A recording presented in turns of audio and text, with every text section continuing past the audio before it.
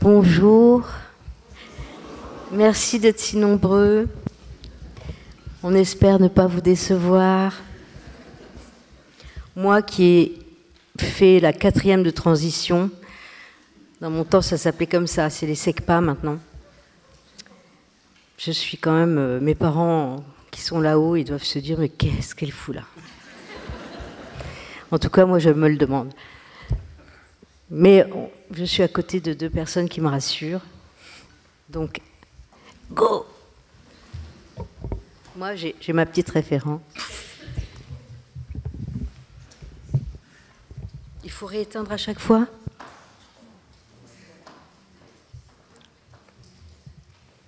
Alors en fait, on ne sait pas du tout ce qui va se passer.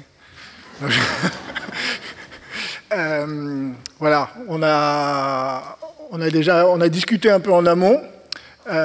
Éric Ruff, que vous connaissez. Alors peut-être je vais me présenter quand même, parce que bon, Isabelle Nanty, que vous venez d'entendre, tout le monde la connaît. Donc moi je suis Antoine Lilti, je suis professeur ici au Collège de France. Je suis spécialiste des Lumières et de leurs héritages, c'est-à-dire du XVIIIe siècle. Déjà, jouer au cinéma, on se demande ce que je fais là, mais bon. Et donc,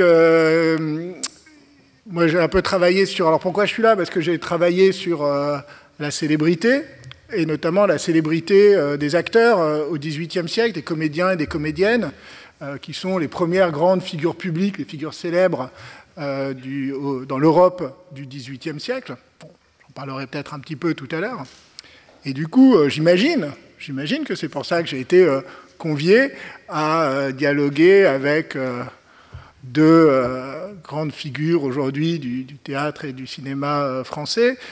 Donc, Éric Ruff, vous le connaissez bien, puisqu'il anime ce cycle de conférences toute l'année. Il est directeur de la Comédie Française, donc acteur, metteur en scène au théâtre et acteur aussi au cinéma. Et puis Isabelle Nanty, évidemment, actrice, metteuse en scène, au théâtre, au cinéma, professeur de théâtre.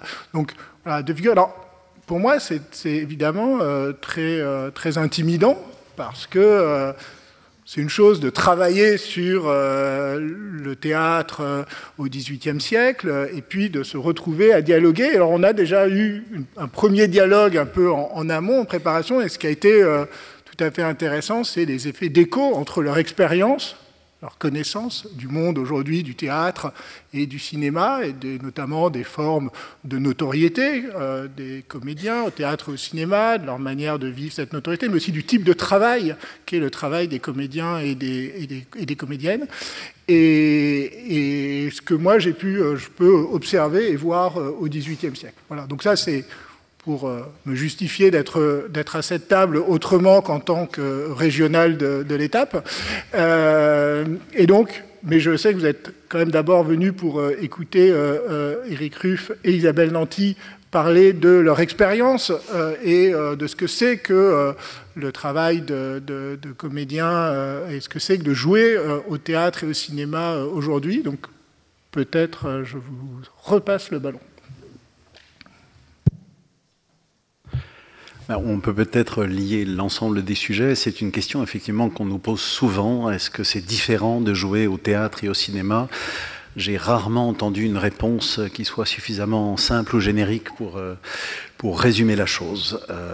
J'ai quelquefois l'impression que on se pose des fois la question d'actrices au théâtre, d'acteurs au théâtre, dont on aime infiniment le travail et dont on se demande pourquoi est-ce qu'on ne les a pratiquement jamais vus, pourquoi une carrière de cinéma ne se fait pas, comme si il y avait quelquefois des surfaces sur lesquelles on court mieux que sur une autre surface. Et puis il y a l'inverse aussi. J'ai jamais réussi à comprendre cette chose-là, mais on peut le lier au phénomène de la renommée, de la reconnaissance. Moi, je travaille dans une maison, je me suis déjà un peu exprimé là-dessus, où nous avons des règles internes qui sont des règles qui sont loin des lois du marché, justement, où vous ne verrez jamais le nom de l'acteur qui a une reconnaissance au cinéma, qui aurait droit à un caractère gras ou à une position prédominante sur une affiche. Ça n'existe pas à la Comédie Française. Et à cause de ça, se développe à la Comédie Française toujours une sorte soupçons sur celles et ceux qui arrivent avec des carrières de cinéma ou qui font des carrières de cinéma, donc qui, d'une certaine manière, fourvoierait cette règle, ne serait pas exactement dans la règle. Et j'ai souvent remarqué aussi que nous, les acteurs, le phénomène de la notoriété, c'est pourquoi les gens nous reconnaissent, c'est pourquoi les gens viennent nous parler ou non, n'a pas de critères absolument posés non plus. Vraiment absolument pas. On le sait que c'est un métier un peu inéquitable. Isabelle et moi, on a plein d'amis dans les écoles, au conservatoire ou d'autres, qui étaient des gens qu'on trouvait absolument extraordinaires et qui n'ont pas trouvé moyen de faire carrière en ne sachant pas pourquoi. On a toujours des doutes aussi. Au cinéma, par exemple, on le sait, on tourne des films qui, quelquefois, plus ils sont intéressants et moins ils sont distribués, quelquefois. Et donc, on a l'impression de travailler très profondément sur un film et puis de s'apercevoir qu'en fait, il passe extrêmement rapidement et que personne ne l'a vu. Et quelquefois, il nous arrive de faire, pas de l'alimentaire, mais d'avoir un petit rôle, mais dans une chose qui est extrêmement vue et dont tout le monde vous parle tout d'un coup. Donc, le sentiment d'illégitimité, quelquefois, de celle ou celui qui est reconnu, on se dit mais pourquoi il est reconnu, c'est pas un si grand acteur que ça, etc. est partagé en interne aussi. Soi-même, on n'arrive pas bien à comprendre pourquoi les gens nous reconnaissent, sur quoi ça se base, cette reconnaissance, pourquoi elle a ce type-là aussi. On en parlait au café, j'ai souvent aussi remarqué que les rôles que nous portons, les emplois que nous avons, qui sont quelquefois assez peu en rapport avec notre nature profonde, créent un rapport avec le public où j'imagine, Isabelle, qu'on te salue très cordialement et sans doute avec une gentillesse peut-être quelquefois invasive. Moi qui ai joué Richelieu et Pyrrhus, j'ai toujours droit à un préalable. Voilà, est-ce que je peux vous parler? Voilà, je bénéficie, lorsqu'on me reconnaît, de beaucoup de respect ou de distance, et j'ai toujours l'impression que c'est un peu lié au rôle que j'ai joué, tout simplement.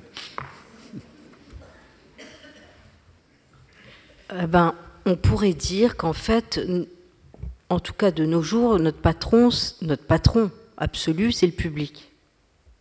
C'est lui qui achète ses billets pour aller voir les pièces à la Comédie Française, selon les pièces, plus ou moins, ou tout le temps plein, depuis quelque temps, tout le temps plein. Donc ce public-là, c'est notre boss, c'est grâce à lui qu'on mange, c'est grâce à lui que les films sont maintenus dans les salles. Et moi, c'est une chose qui me rassure un tout petit peu.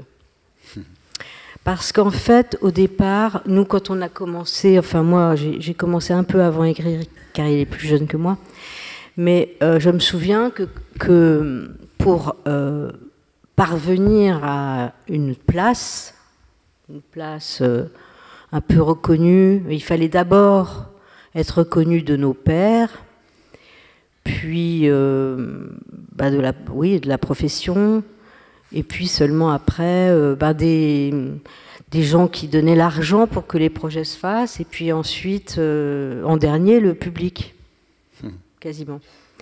Alors, aujourd'hui, c'est carrément l'effet inverse. Même si j'ai trouvé ça assez violent, je trouve que ça me rassure aussi. C'est-à-dire qu'en fait, les jeunes aujourd'hui n'ont plus besoin d'être adoubés comme nous, on avait besoin de l'être. Ils s'auto-adoubent ou ils s'adoubent entre eux par les réseaux sociaux. D'ailleurs, les mêmes qui vous mettent à votre place peuvent être ceux qui vont vous assassiner socialement peu de temps après. C'est la cruauté tout est ambivalent. Moi qui suis très touchée par justement, en tout cas, le côté, cette idée d'égalité entre les êtres, la parité, mais aussi l'égalité, l'égalité des chances. Nous, on est quand même dans un métier où quelqu'un qui vient d'une campagne profonde peut du jour au lendemain faire un métier qui un jour peut-être va le porter à être connu. Alors moi je viens d'un village de 250 habitants, si j'y suis arrivée, et ce n'était pas mon but, mais si j'y suis arrivée, c'est que n'importe qui peut y arriver. Et en même temps, ce que j'ai aimé dans mon village, c'est tout le monde est une vedette dans un village. Tout le monde est une personne, tout le monde a un vécu, n'importe qui, on apprend en tout cas dans les villages que n'importe qui a un parcours de vie qui n'est pas facile, et ça nous rend humbles face à tout statut social en fait. On est vraiment tous égaux sur ce terrain-là. Et moi qui suis très sensible justement au siècle des Lumières, qui, en tout cas sur le plan de l'homme et de la femme et des êtres humains, ont essayé de ramener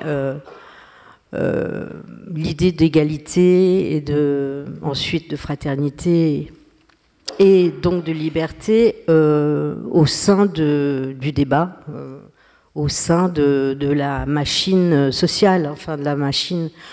Bon, ça n'a pas forcément très bien réussi, mais en tout cas, c'était possible. Donc, moi, quand j'ai commencé mon métier, je l'ai commencé comme dans mon village, avec la même innocence, avec le même enthousiasme. Et je me fichais pas mal, et je m'en fiche un peu toujours,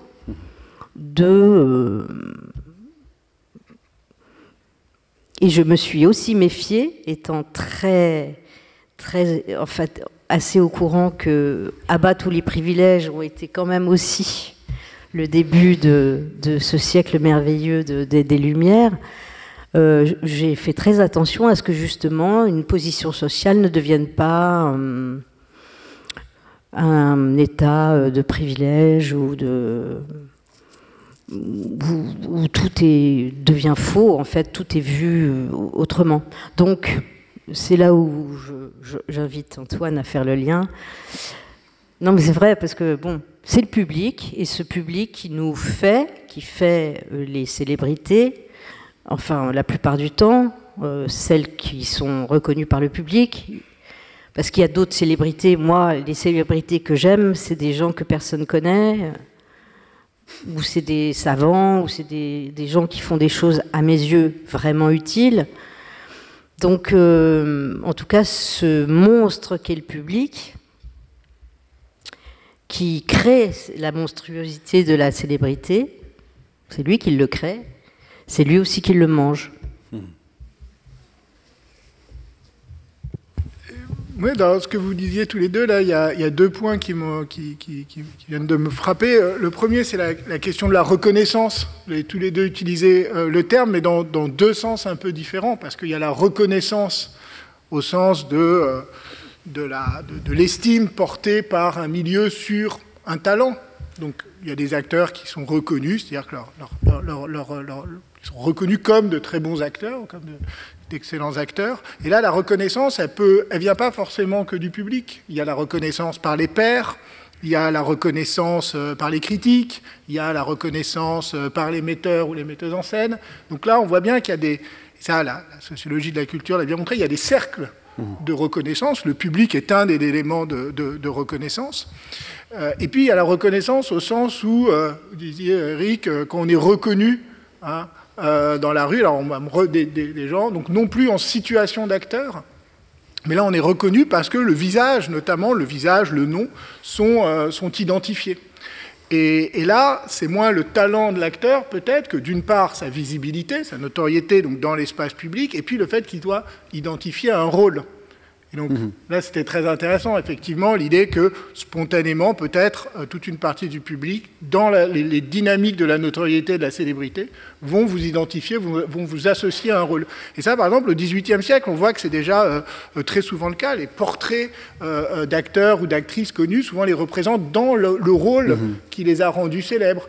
Et un certain nombre, d'ailleurs, se plaignent que d'être attachés ou d'être associés trop fortement à un rôle, qui est le rôle en même temps qui leur a acquis cette notoriété, mais qui, du coup, leur colle à la peau. Et des fois, d'ailleurs, dans les portraits, en fait, c'est plutôt le personnage qui est célèbre, autant que l'acteur qui le porte. Et donc, pour l'acteur, c'est à la fois une chance d'être attaché à ce rôle qui a fait sa célébrité, et en même temps, ça peut être, à un moment, un carcan. Et donc, ça, j'aimerais bien vous entendre aussi sur ces effets potentiellement réducteurs de la notoriété, dès lors qu'elle est attachée à certains rôles et à certaines images. Et puis, là, dans ce que disait Isabelle, ça, c'est une question très intéressante parce que cette question du rapport avec l'idéal d'égalité, les idéaux modernes des Lumières et de la Révolution, parce que la célébrité, au fond, justement, elle apparaît au XVIIIe siècle, au-delà du théâtre, comme phénomène social et culturel. Le mot même prend son sens, célébrité, au XVIIIe siècle. Et c'est un phénomène qui devient majeur dans la deuxième moitié du XVIIIe siècle, qui touche pas seulement des comédiens et des comédiennes, mais aussi des écrivains, des philosophes, des artistes, des musiciens.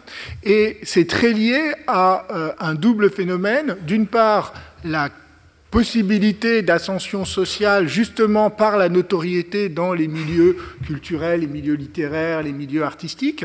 Le théâtre en est un des éléments. Donc, par exemple,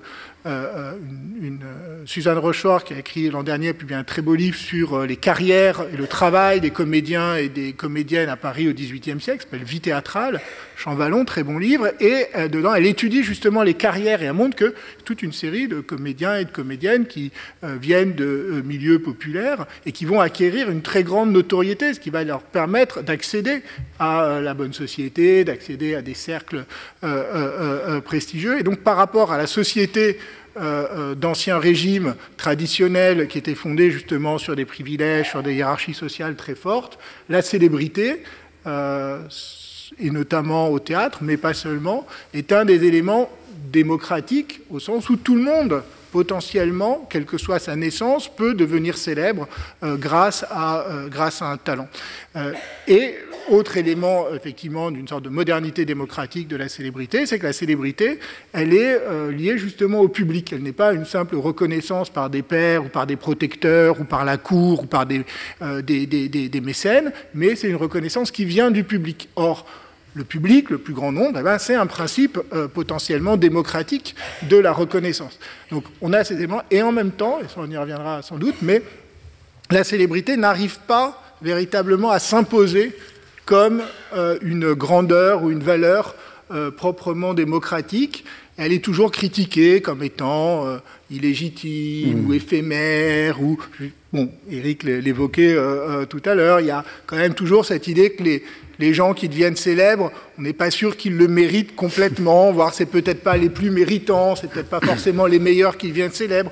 Peut-être qu'en fait, les gens qui mériteraient le plus la reconnaissance sont justement des gens qui n'accèdent pas à cette célébrité ou à cette notoriété. Et donc, ça fait comme ça de la célébrité une forme, une valeur de la modernité qui est fondamentalement ambivalente, parce qu'elle est à la fois associée à cette nouvelle modernité culturelle et politique, et en même temps, elle en marque les limites, et c'est toutes les ambiguïtés du rapport, aussi bien dans le domaine culturel que dans le domaine politique, avec la question du public comme garant des hiérarchies, en fait, aussi culturelles.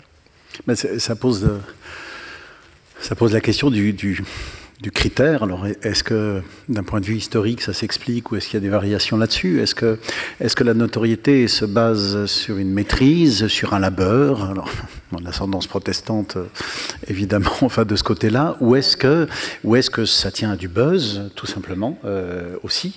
Donc, c'est pour ça qu'on met toujours en doute la notoriété.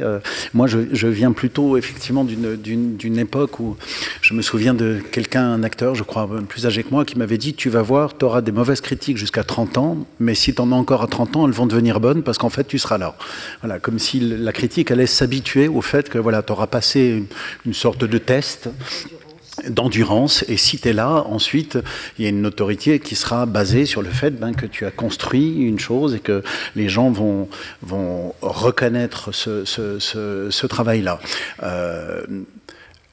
Et j'observe actuellement, sans avoir d'ailleurs les moyens de le juger, je n'en sais rien, j'ai appris il n'y a pas si longtemps que certains critères de casting, que ce soit dans le lyrique ou au cinéma, peuvent être ceux du nombre de followers. Alors, pour Isabelle et moi, qui je crois n'étant pas tout à fait calés sur les réseaux sociaux, ça pose effectivement cette question-là. Alors ça pose la question de, alors si on n'y est pas, notre forme à nous de construction n'aurait plus cours, ou alors est-ce que c'est une des manières de construire? On parle de cinéma et de théâtre, c'est peut-être... On associe toujours une notion de théâtre, de longueur, d'opiniâtreté, de carrière longue au théâtre. Et puis on associe toujours le cinéma. On parlait à un moment d'acteurs Kleenex, de gens qui étaient montés au nu et puis ensuite absolument jetés, et que ça dépendait d'aléas sur lesquels le travail des unes, des uns et des autres n'avait pas grand-chose. Donc on associe ces notions-là, et dans l'imaginaire, en tout cas dans le métier, il y a toujours une espèce de respect du travail théâtral, de la carrière théâtrale, qui ne serait jamais construite que sur un succès, mais sur une ténacité, une présence au long cours, ce qui est d'ailleurs presque... le théâtre est qu'on appelle ça au cinéma, un plan séquence. Voilà, le théâtre... Le soulier de satin est un plan séquence de 8 heures qu'on ne peut pas reprendre.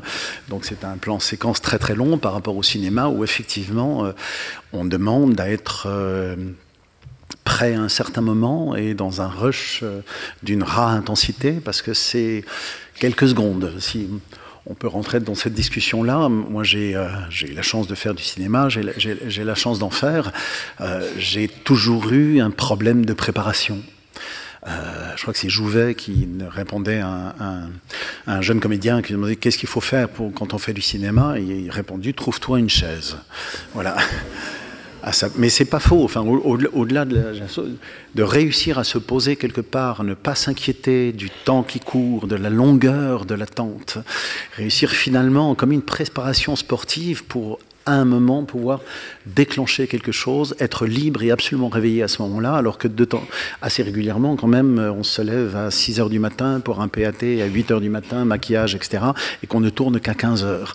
Et que ce temps-là, qui devient absurde au bout d'un moment, parce que les gens, quelquefois, s'en veulent de vous avoir levé un petit peu trop tôt, donc nous obligent à manger plein de pépitos, une espèce de surattention dont on ne sait pas faire grand-chose. C'est compliqué, on veut lire et on se dit, si je lis, je me mets dans un autre univers, il faut que je reste dans l'autre bulle. Moi, j'ai toujours eu ce problème-là. Par rapport au théâtre, si on n'est pas bien du tout à la première scène, bon, si on n'a que la première scène, on n'est donc pas bien du tout du spectacle, mais si on a la chance d'avoir un rôle un petit peu continu, l'effet d'entraînement, de gagner en électricité, j'ai eu des fois le sentiment de ne pas du tout prendre le biais au début d'un spectacle, mais d'avoir la chance, au bout d'un moment, c'est une course de fond, donc il y a un moment, je sais pas, comme quand on court, l'endorphine qui au bout d'un moment, là où ça fait mal, ça commence à faire du bien, et puis on se met à l'intérieur et les choses se partagent. Donc la pratique pour moi du cinéma, des théâtres, si je pouvais la résumer, mais vraiment bêtement, et c'est très réducteur, il y a d'un côté l'art du marathonien et de l'autre côté l'art du 60 mètres très, très, très rapide. Et réussir à être absolument libre, inventif, oublieux, sur quelques secondes après, action. Et tout le monde qui vous regarde, et c'est le moment que tout le monde attend depuis 6 h du matin, m'a toujours mis à moi une pression assez que je dépasse de mieux en mieux, mais je me dis toujours que j'ai pas fait carrière d'une certaine manière au cinéma parce que je n'arrive pas à gérer ce temps-là. D'abord, juste une parenthèse, Denis Podalides est le seul acteur que j'ai vu lire sur les plateaux de tournage des centaines de livres. Je l'ai vu lire en vélo, donc... Ouais. Et moi, je l'ai vu lire en marchant. Voilà. Donc, voilà. Donc, il y a quelques personnes qui l'ont vu sans livre, mais ils sont très forts. C'est ceux qui tournaient avec lui entre moteur et action. Et coupé. Oui, je ne sais même pas le vocabulaire de mon métier. Non, mais je voudrais juste faire une toute petite parenthèse, et après je vous laisse rebondir sur ce qu'a dit Éric. C'est qu'il y a quand même quelque chose que tu as, toi, Éric, et que je partage quand même en partie avec toi, qui est le sens du collectif. Tu as beaucoup consacré de temps à la troupe en général, et en particulier à la Comédie Française. Il y a quelque chose de l'ordre du groupe avec, comme vous dites à la Comédie Française, unique et ensemble. Mais je pense que c'est, et ça ramène aussi, je pense qu'on a ça en commun tous les trois, c'est ce souci de faire égalité le plus possible. Donc de ne pas faire tout ce qu'on peut entendre sur ce que sont parfois les acteurs ou les metteurs en scène capricieux. On n'est pas dans le caprice, on est dans le faire ensemble. Dans le faire ensemble et le faire avant tout, pas dans le faire savoir. Et ce que je voulais dire, donc, toute ta vie, tu l'as construite depuis que je te connais sur le groupe. Il se trouve que la notoriété de la Comédie Française te doit beaucoup, ta notoriété doit beaucoup à ce que tu as fait à la Comédie Française, mais au fond, les gens, ce qu'ils retiennent, c'est cette espèce le mot est galvaudé, mais d'énergie, d'énergie d'amour, de créativité, d'envie de projeter à un public, de recevoir en retour, etc. C'est cette espèce de grande aventure collective, cette communion, qui a été pour moi le déterminant à ce que je veuille être actrice. C'est un jour, je me suis retrouvée sur une scène et je me suis sentie vivante des pieds à la tête, en communion avec mon partenaire et en communion avec le public qui réagissait à ce qu'on faisait et qui me donnait envie de continuer à créer. Et cette interaction faisait qu'on surenchérissait les uns avec les autres, peut-être un peu dans le cabotinage, mais peu importe, c'était ce plaisir d'être ensemble. Ce qui est peut-être contraire à cette notion de célébrité, mais je veux juste faire un parallèle avec cette jeune femme qui a traversé l'Atlantique. Marine, je crois qu'elle s'appelle. Incroyable, qui a été suivie par tout le monde sur les réseaux sociaux, qui était courageuse, qui se filmait en train de... etc. et qui a créé une sorte d'engouement à l'échelle de tout le pays et même du monde, qui a forcé l'admiration, qui a communiqué son amour de la mer et qui a mis le public dans un état de communion, de cette communauté, comme ils disent sur les réseaux sociaux, de gens qui aimaient cette fille et qui la suivaient dans son aventure. Je pense que, en fait, profondément, je pense que chaque individu recherche cette sensation collective, en fait. Et donc, nous, quand on a cet amour-là, moi, je refuse presque même de faire un cas de la célébrité. Ça n'existe pas pour moi.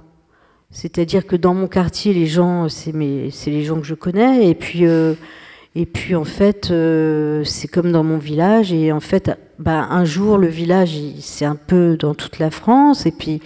Mais bon, il n'y a pas de quoi en faire ni un problème, ni pas un problème. Bien sûr qu'il y a des choses qui ne sont pas marrantes avec ça. Bien sûr qu'il y a... Mais moi, je refuse de perdre de vue que ce que je le fais pour être ensemble. Donc, sur un plateau de cinéma ou dans une salle de théâtre, pour être ensemble. Mais comme je prépare un dîner, je sais que ce moment de partage va être... voilà, quelque chose qui va nourrir ma vie. Je ne vais pas aller en faire un truc. Oh, hier, j'ai fait un dîner. Pour moi, c'est vraiment la même chose, en fait. Et donc, je casse un petit peu cette idée de... Je pense que c'est notre amour du collectif, enfin, de la communion. C'est presque un truc plus spirituel que anecdotique.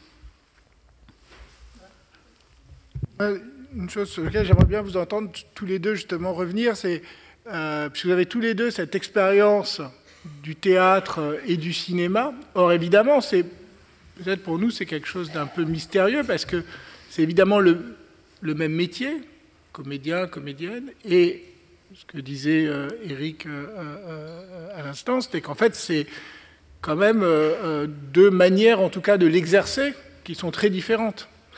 Alors là, l'exemple, c'était la question effectivement de la temporalité.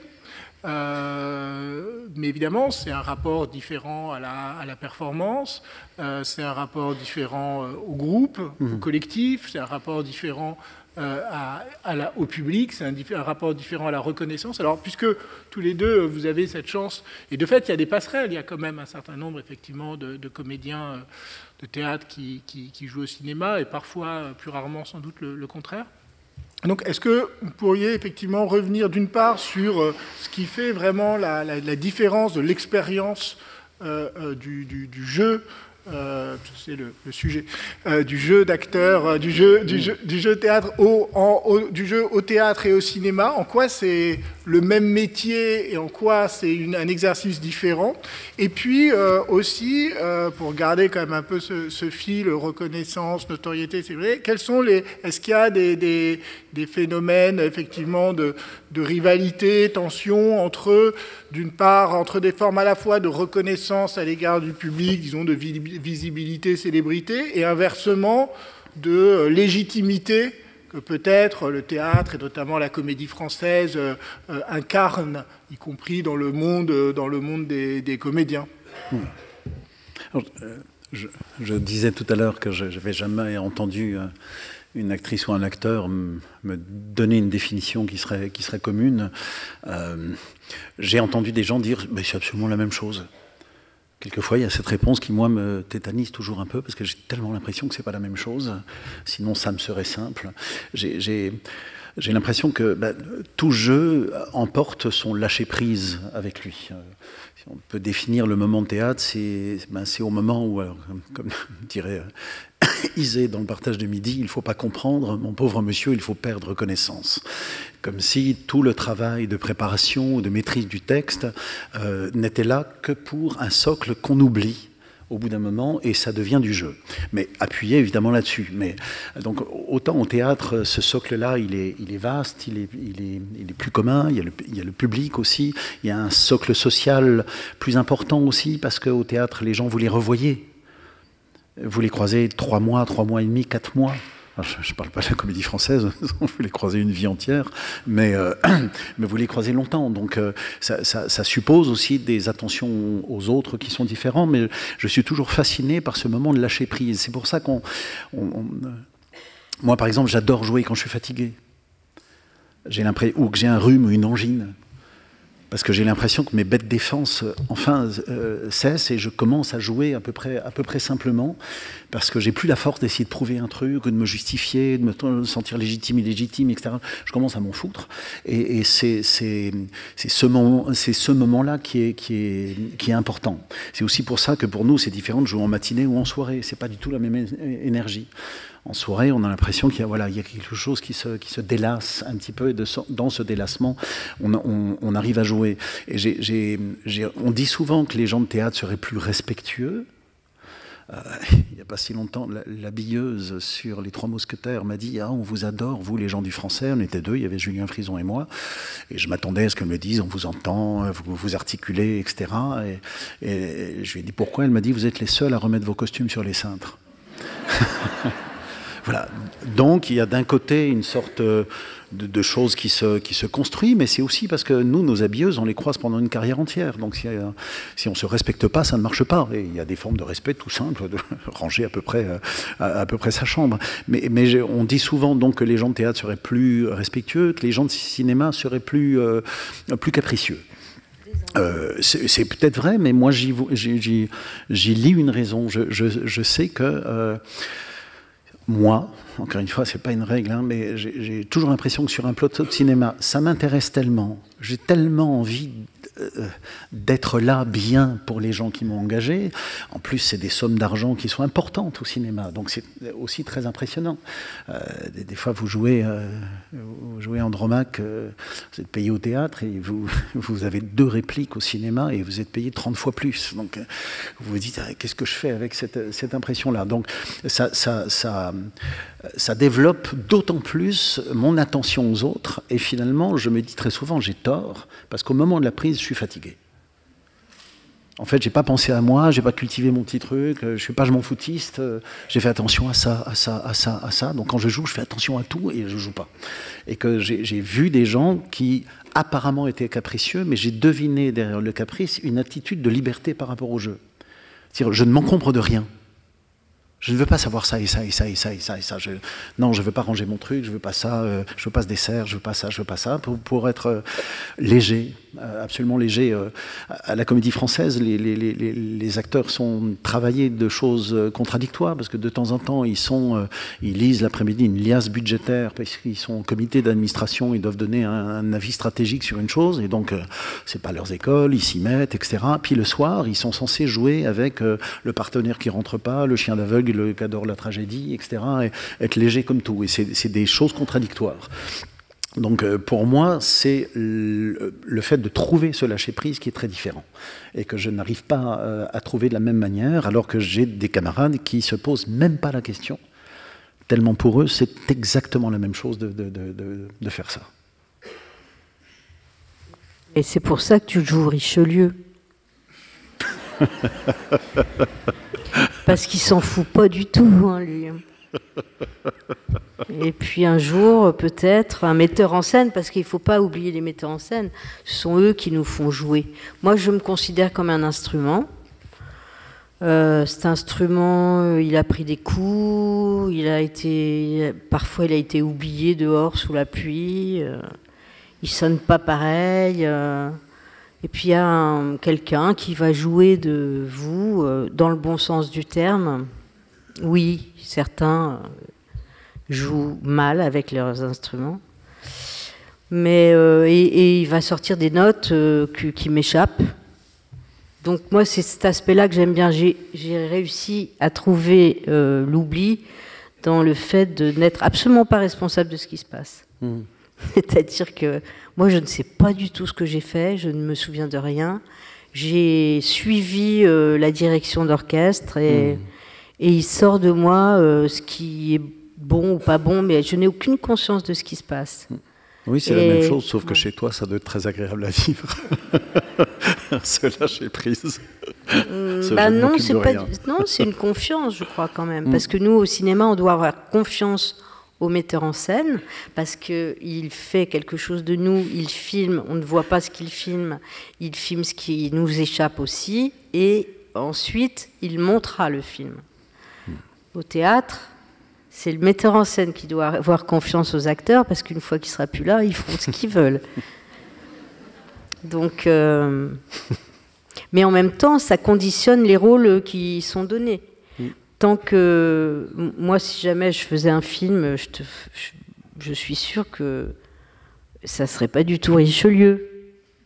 Parce que je te connais, parce que je sais que tu ne saurais même pas que ça tourne, en fait. J'ai eu Isabelle Nanty comme professeure un jour. Oui, enfin. En parlant de ça, d'ailleurs, c'est drôle, j'ai le souvenir qu'à l'époque, les professeurs et professeuses de théâtre nous laissait nous concentrer dans l'illusion qu'il fallait se concentrer. Donc, généralement, on prenait toujours 2 minutes, le nez collé dans un pendard en velours poussiéreux pour essayer de pleurer d'un œil, pour se mettre dans l'état, etc.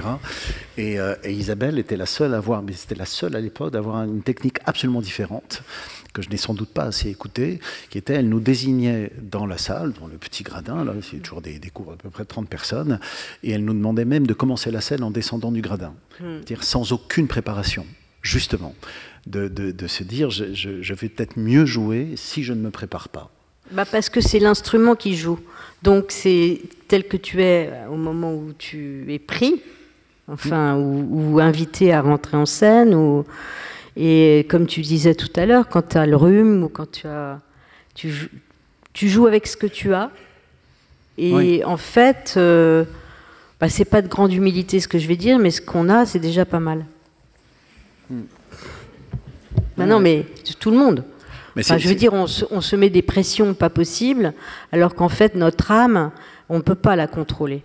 Et moi, j'aime voir les acteurs arriver alors qu'ils ne savent pas qu'ils vont devoir donner quelque chose. Franchement, toi, par exemple, franchement, enfin, tout le monde va être d'accord, on n'a pas besoin que tu joues. Je ne jouerai plus.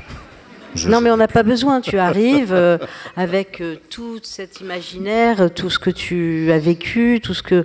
C'est déjà... c'est monumental, déjà. Mais cette histoire de lâcher prise, c'est curieux, parce que ça se passe dans plein de moments de la vie. Cette règle-là, finalement, j'en ai découvert la grande utilité en étant administrateur général. C'est pas du jeu, pourtant, être administrateur général, mais je me souviens que quand j'étais jeune acteur, et à l'époque, on allait au Pop Club, je sais pas, de José Arthur, je sais pas si vous vous souvenez. Les charpes. On était invités, on devait être là, puis on devait faire des extraits. Ça me foutait une trouille, mais j'étais capable de ne pas dormir pendant une semaine. Et donc, quand je suis devenu administrateur, je me dis, si je continue à m'angoisser comme ça va pas aller, parce que des Pop Clubs, j'en ai à peu près tous les 3 quarts d'heure dans ma journée. Et donc, je me suis mis d'accord avec celle qui gère les rendez-vous, mon agenda, etc. Je lui ai dit, tu me l'envoies le soir, pas avant, parce que je ne veux pas me préparer, parce que je ne veux pas m'angoisser. Si je sais ce que je dois faire, je le fouille, je m'embourbe, je fais les questions et les réponses, et puis j'arrive devant la situation en l'ayant tellement imaginé qu'évidemment elle ne ressemble pas à ça, et je suis pas sur le hic et nunc, comme on dit au théâtre. Et que le fait de m'obliger à me faire confiance en disant, il y a un moment, ces thèmes-là, tu les connais à peu près, tu as quelque chose à dire, fait que je suis beaucoup plus à même de jouer en n'étant pas préparé. C'est toujours cette histoire de lâcher prise, mais qui est évidemment un lâcher prise qui est toujours pour moi basé sur un travail, évidemment. Mais j'avais une question à vous poser, monsieur professeur Lilti, sur est-ce que cette histoire de la renommée elle s'est inventée comment? Ou est-ce qu'à chaque fois, c'est des fortes personnalités?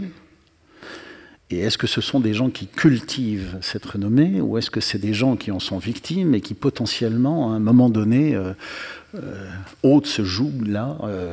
Je pense toujours, enfin, on a eu ces explications-là. Zidane, le coup de boule à Materazzi. Zidane qui est au sommet absolu de son art, de sa reconnaissance, et c'est comme si ce réflexe devant toutes les caméras du monde, je veux dire, ces gens-là sont tout à fait intelligents et savent très bien où sont placées les caméras, on ne peut pas imaginer faire ça en douce, surtout sur un match comme ça. Qu'est-ce que c'est que cette espèce de truc, comme si il voulait lui-même donner un énorme coup de pied dans la fourmilière de sa renommée pour redevenir, je ne sais pas, commun ou libre, j'en sais rien, mais est-ce qu'il y a d'autres exemples comme ça de gens qui ont tellement souffert de leur renommée qu'ils sont devenus les misanthropes, qu'ils ont trouvé leur désert? Alors d'abord, on a la réponse à une petite énigme qui quand même m'interrogeait, parce que dans le titre, c'est jouer au théâtre, au cinéma ou ailleurs. Donc je me posais la question, donc visiblement ailleurs, ça peut être le conseil d'administration, voilà. Et ça peut être le terrain de foot. Donc voilà, donc là, effectivement, donc voilà. Et de fait, on dit bien puis jouer. Donc. Donc voilà. Non, alors pour répondre plus sérieusement à la question, absolument, et en fait on a des deux, c'est-à-dire qu'on a dans l'histoire de la célébrité, notamment si je me situe au XVIIIe ou au XIXe siècle, des gens qui vivent leur célébrité, enfin d'abord qui la recherchent, qui la nourrissent, parce que la célébrité c'est aussi d'abord l'accès à des ressources économiques, hein, on est mieux payé, c'est l'ouverture au succès. Alors, au XVIIIe siècle, par exemple, à la Comédie Française, en théorie, ça ne change pas. Mais en revanche, dans les théâtres privés, les théâtres des boulevards, qui se développent à partir du milieu du XVIIIe siècle, eh bien, être la célébrité permet d'avoir des contrats beaucoup plus importants, d'être mieux payé, etc. Donc, il y a des tas d'éléments. Et puis, c'est une reconnaissance par le public. Ça a énormément de formes de gratification narcissique, symbolique. Donc, il y a énormément dans les métiers qui sont destinés vers le public, c'est-à-dire chez les comédiens, chez les écrivains, chez les artistes, une recherche de la célébrité qui est entretenue. Alors, au XVIIIe siècle, puisqu'on est encore dans la naissance de ce régime de la célébrité, ça reste des choses artisanales. Et puis, à partir du XIXe siècle, on a par exemple des naissances de gens qui sont spécialisés, c'est-à-dire la figure de l'impresario, par exemple, qui devient importante, qui sera ensuite l'agent, dont ça peut être un des rôles. Donc, bien sûr, et là-dedans, il y a des gens qui vivent plutôt bien cette célébrité, qui en sont heureux, qui ont un plaisir à être reconnus, justement, y compris... Et puis, on a énormément de cas, et c'est ça qui est intéressant, de gens qui vivent cette célébrité, leur célébrité, comme un fardeau. Alors, soit... comme une illégitimité, c'est-à-dire que ça c'est une chose intéressante, c'est-à-dire la difficulté à se sentir à la hauteur de cette notoriété. Et donc ce sentiment d'être illégitime, d'avoir une célébrité et un amour du public, pour reprendre ce que disait Isabelle, qui est tellement important qu'on ne se sent pas à la hauteur, qu'on ne se sent pas illégitime, et que ça amène à des effets, alors soit d'angoisse, ou de rupture, ou peut-être de lâcher-prise intempestif, comme Zidane en finale de Coupe du Monde. Donc, ça, c'est des cas. Et puis, véritablement, aussi, des cas où la célébrité est vécue comme une forme d'aliénation, parce que on devient un personnage public, justement reconnu quand on ne veut pas forcément être reconnu, et donc au XVIIIe siècle, par exemple, alors là en l'occurrence c'est pas un acteur, c'est un philosophe, Jean-Jacques Rousseau, mais c'est celui qui a le mieux vécu à la fois cette célébrité. Il est reconnu quand il se promène dans la rue, il est suivi, les gens lui écrivent, les gens viennent lui demander ce qu'on appelle aujourd'hui des autographes, viennent lui rendre visite, et très vite il va décrire cette célébrité comme un fardeau, comme il dit j'ai la célébrité des malheurs, et il va réagir à ça en se mettant à accuser le public de le défigurer, d'être injuste à son égard. Plus le public l'aime, et lui, au lieu d'être dans l'adhésion sentimentale à cette communauté, il va au contraire se retirer, et c'est la fin de sa vie, c'est les rêveries du promeneur solitaire, c'est au contraire la mise en scène de la solitude. C'est-à-dire ce paradoxe de l'homme le plus célèbre et le plus aimé, peut-être, qui a une communauté de fans, d'admirateurs qui lui écrivent de manière enthousiaste et qui se vit comme une espèce de proscrit solitaire vivant sa propre célébrité comme un fardeau. Donc ça, on a ce phénomène-là. On le trouve aussi chez des acteurs, chez des musiciens. Il y a cette épreuve qu'est la célébrité, qui peut être, je crois, très déstabilisante. Sur un plan psychologique. Donc ça, on le voit bien dans l'histoire de la célébrité. Et puis ça va évidemment jusqu'au XXe siècle. Alors moi, là, je prends au XVIIIe, XIXe des exemples alors soit d'écrivains, théâtre. Et puis évidemment, au XXe siècle, c'est avec le cinéma, puisque c'est quand même le cinéma qui, au XXe siècle, va être pourvoyeur de grandes vedettes, célébrités. Bon, le cas de Brigitte Bardot est évidemment quand elle a un accident de voiture, et puis immédiatement, il y a a les paparazzis partout, il y a cette... Et d'ailleurs, le cinéma va être lui-même c'est un grand thème de réflexion du cinéma, de cette violence que peut ressentir la vedette, le moment où la reconnaissance se transforme en violence du public sur sa vie privée, sur son intimité, sur son désir d'être pas toujours reconnu. Donc, j'imagine que... Alors, Isabelle, vous disiez tout à l'heure que, fond, ça ne vous posait pas de problème, vous étiez content. Est-ce que ça arrive quand même des moments où vous êtes les gens viennent vous voir quand vous n'avez pas envie, quand vous avez envie d'être tranquille, ou en tout cas de sentir qu'à tout moment... Hein, vous n'êtes pas... Voilà, il y a des moments où vous aimeriez bien être davantage anonyme, et en fait, vous êtes reconnu. Ou en tout cas, où est-ce que vous connaissez, ou est-ce que si vous, c'est pas du tout un problème, est-ce que vous connaissez des acteurs, des actrices, pour qui c'est quand même une difficulté? En fait, ce que je disais tout à l'heure, c'est que moi, je m'efforce de ne pas en faire un cas. Parce que c'est la meilleure façon que ça n'en soit pas un. Quand ça en est un, ça touche à mes proches, c'est quand je suis en train de parler très sérieusement avec quelqu'un et que je suis coupée, mais ça c'est de l'ordre de l'impolitesse. Sur le moment, je ne mets même pas ça sur le compte de la célébrité. Je refuse de considérer cette chose et je ne le vis pas en fait. Et je trouve que c'est le meilleur moyen, enfin, d'être un peu innocente avec ça, un peu. Et non, mais tout à l'heure, quand j'ai lu vos écrits, j'ai vu que la célébrité vient avec le média, vient avec l'écrit. Bah oui, c'est intéressant parce que ça vient en fait, c'est le savoir. En fait, c'est le faire savoir qui crée son contraire. En fait, là où enfin, pour moi, l'écrit, c'est la profondeur, c'est le contraire de la superficialité, c'est le contraire de... Et donc, je trouve étrange, et même dans ce siècle des Lumières, je trouve étrange que une chose a créé son contraire.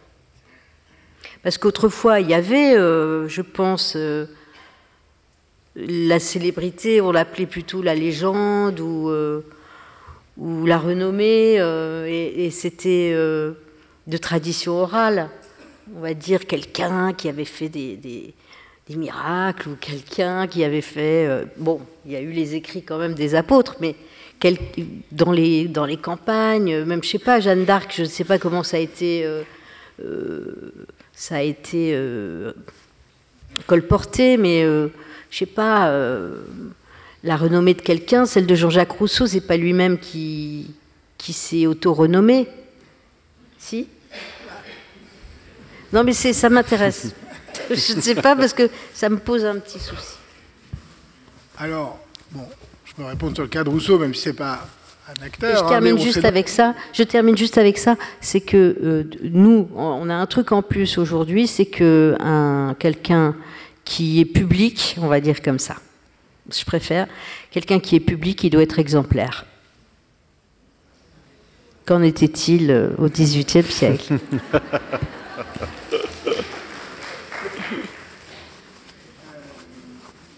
Bon, alors...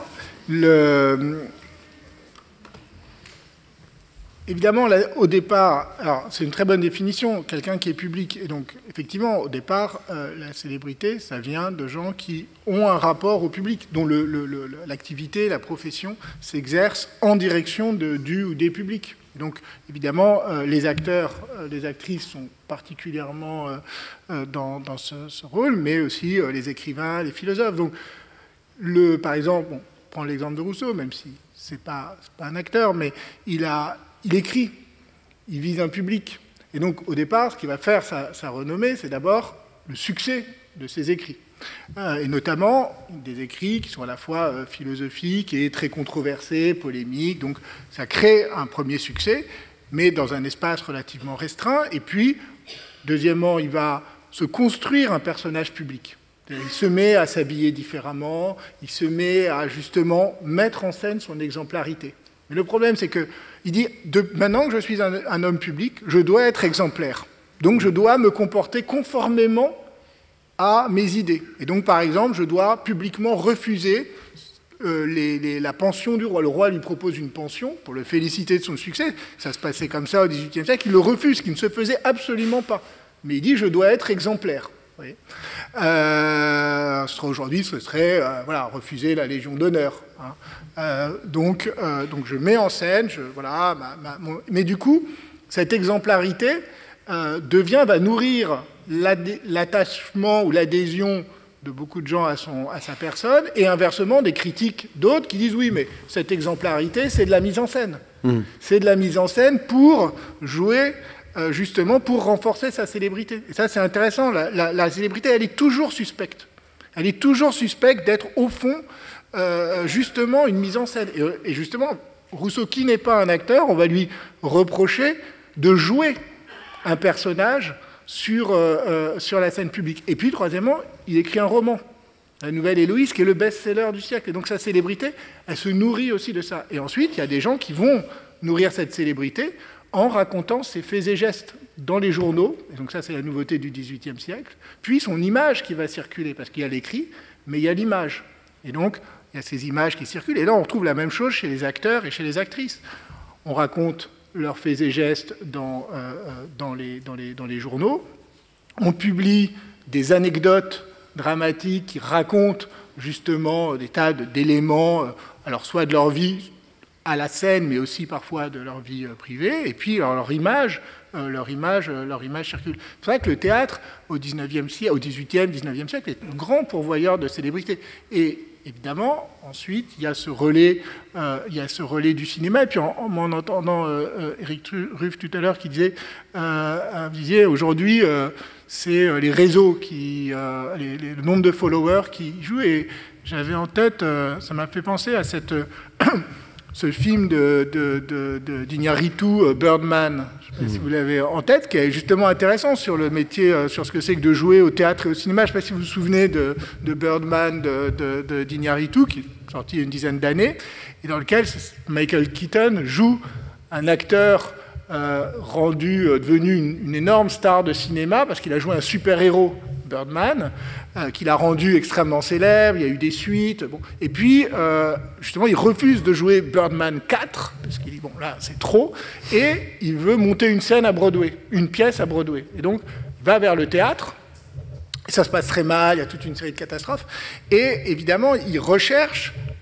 non pas à continuer à jouer sur cette célébrité, mais qui est une célébrité, jouer un super-héros, il trouve que c'est pas très légitime par rapport au rôle d'acteur, par rapport justement à son métier d'acteur, par rapport à son talent, à sa technicité.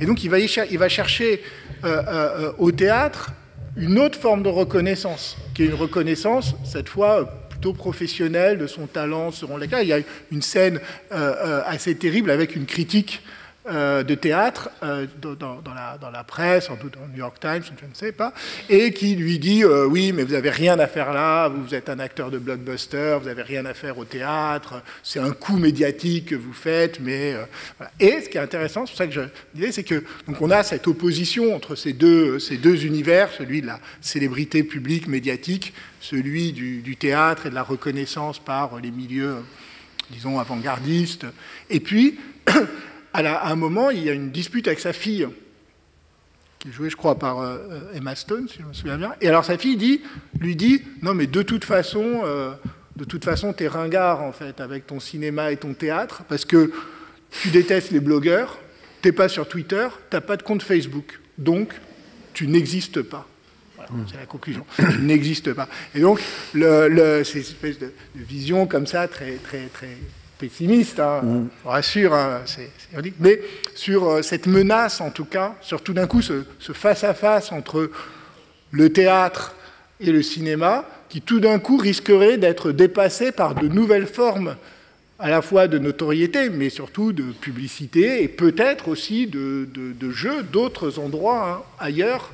Est-ce qu'il n'y a pas ce risque que, justement, le jeu d'acteur, c'est-à-dire en fait aussi la mise en scène, le fait de jouer des personnages, de se mettre en scène, aujourd'hui se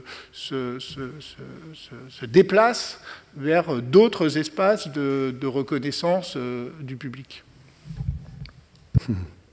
J'ai 4000 trucs qui sont dans mon cerveau, là. Moi, je ne sais pas si je vais réussir à le dire, mais j'ai l'impression du contraire. Une sorte de paradoxe, mais plus on rentre dans un monde fake, sans que ça soit négativement désignant, enfin, pas venir avec l'IA, ce qui est utile, ce qui n'est pas utile, etc. Mais plus on rentre dans ce monde-là, et plus le faux du théâtre va devenir une réalité.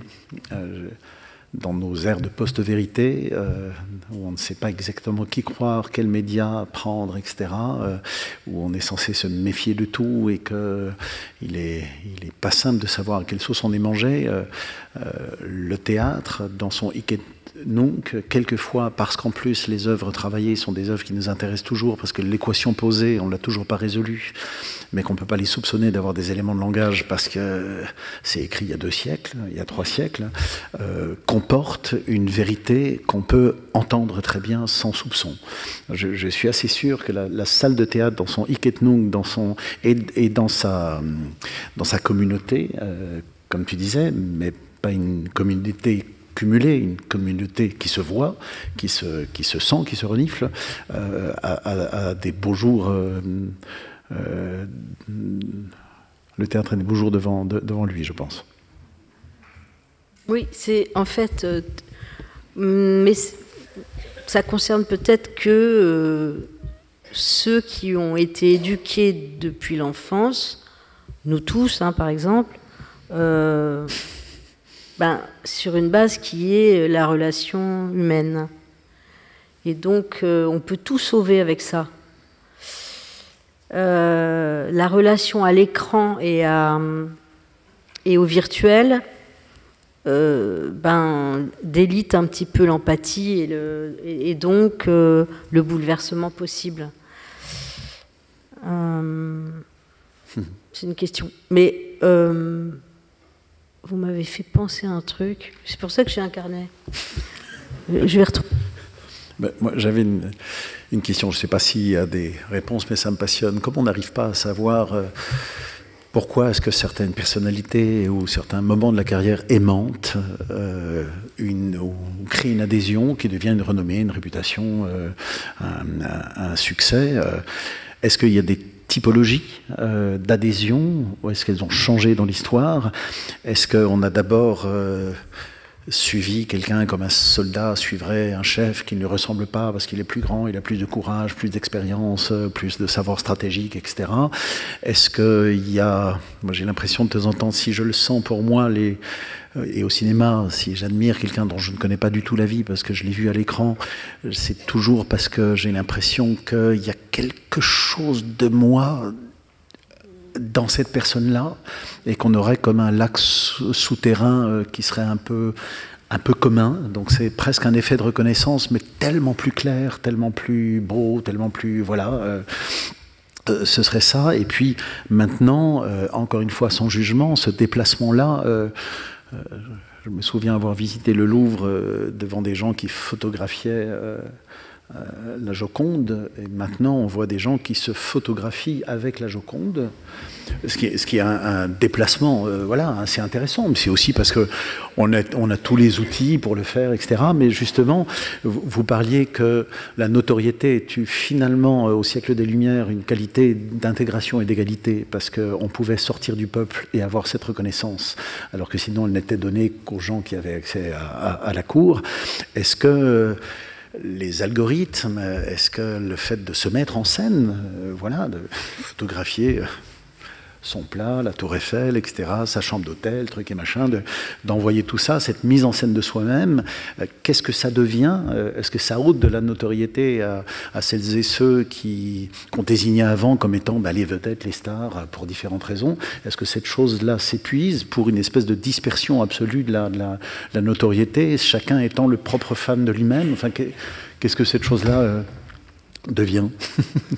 C'est très compliqué. Alors c'est ce qu'on appelle ce que des sociologues appellent les micro-célébrités. La micro-célébrité, donc effectivement avec des tas de gens qui est lié aussi à le phénomène des bulles culturelles, des micro-milieux, etc. Donc il y a des gens qui sont célèbres au sens où ils ont justement par exemple beaucoup de followers, mais que vous connaissez pas parce que justement vous les suivez pas sur les réseaux, vous les suivez pas sur Instagram, vous les suivez pas. Donc et donc ils peuvent créer le même type d'adhésion et de curiosité, mais dans des poches, et n'être pas ces grandes célébrités qu'ont pu être Brigitte Bardot ou Talma au début à la fin du XVIIIe et XIXe siècle, un grand tragédien, etc., où la célébrité faisait unité. Donc là, effectivement, il y a un risque d'éclatement des micro-célébrités. C'est encore un peu tôt pour dire la façon dont la reconfiguration des espaces médiatiques liés à Internet transforme ces effets, ces mécanismes de célébrité. C'est encore un peu tôt pour le dire. Disons qu'il y a il y a des phénomènes, on a deux phénomènes, disons, en tension, mais je ne suis pas sociologue de la célébrité, mais pour ce qu'on en voit, c'est-à-dire à la fois cet éclatement de micro-bulles et de micro-célébrités sur les réseaux ou sur les plateformes. On va dire que c'est le modèle influenceur-influenceuse, en gros. Mmh. Et puis, inversement, on a aussi quand même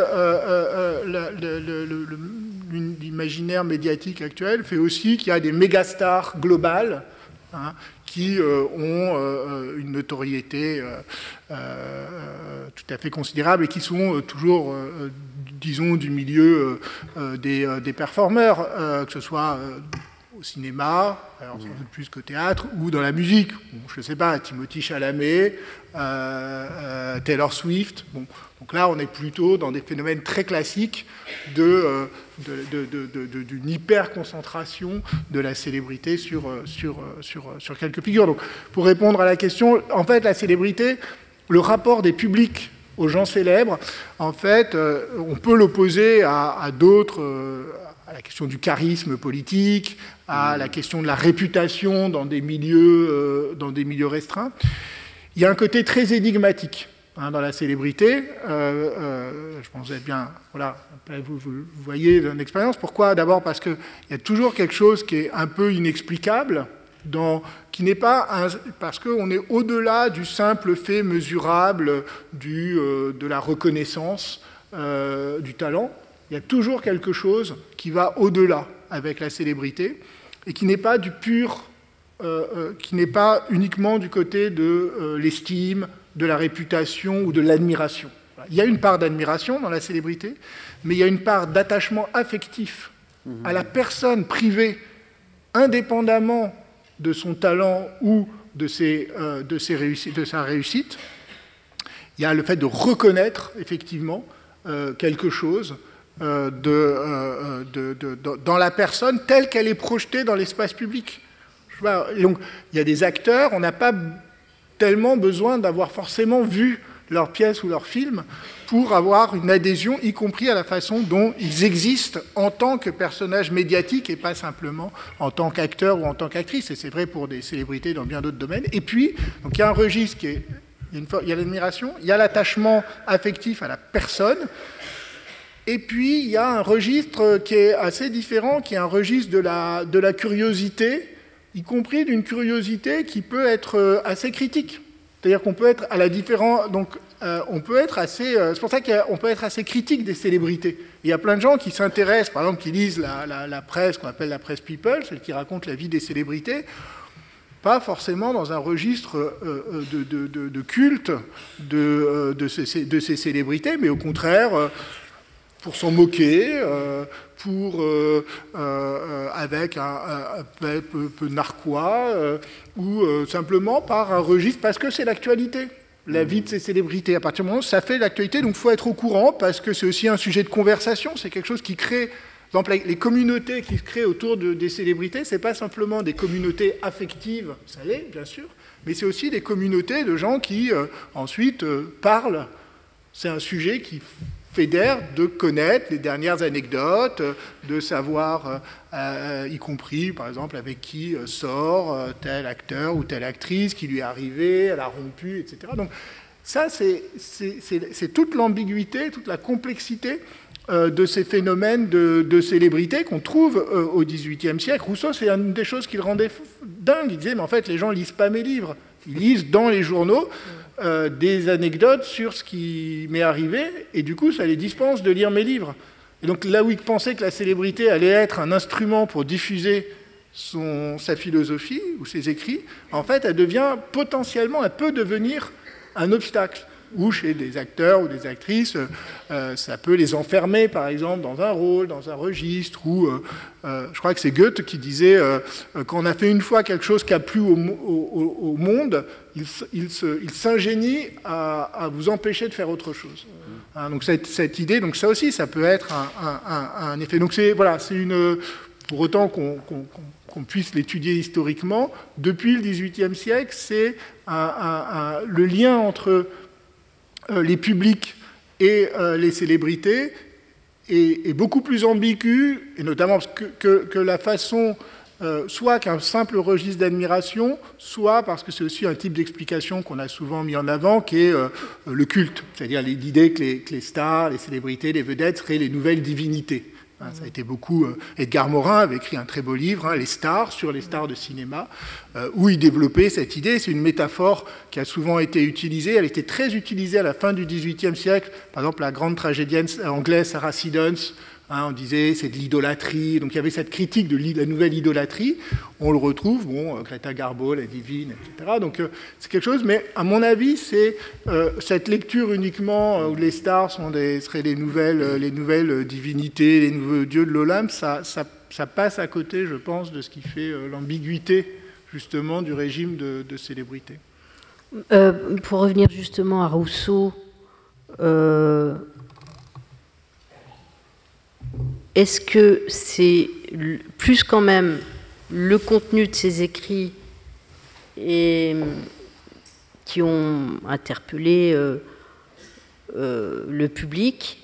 Est-ce que ce public était un public lettré? Est-ce qu'il était un public de gens qui souffraient peut-être de ce qu'il dénonçait? Et surtout,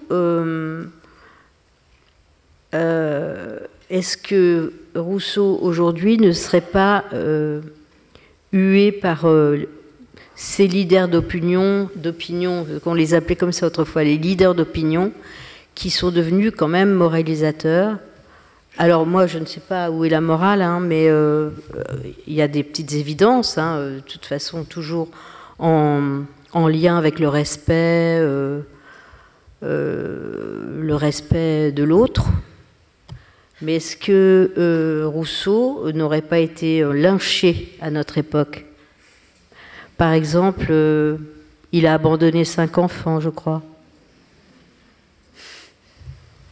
Moi, je veux bien répondre, mais ça nous éloigne un peu du sujet.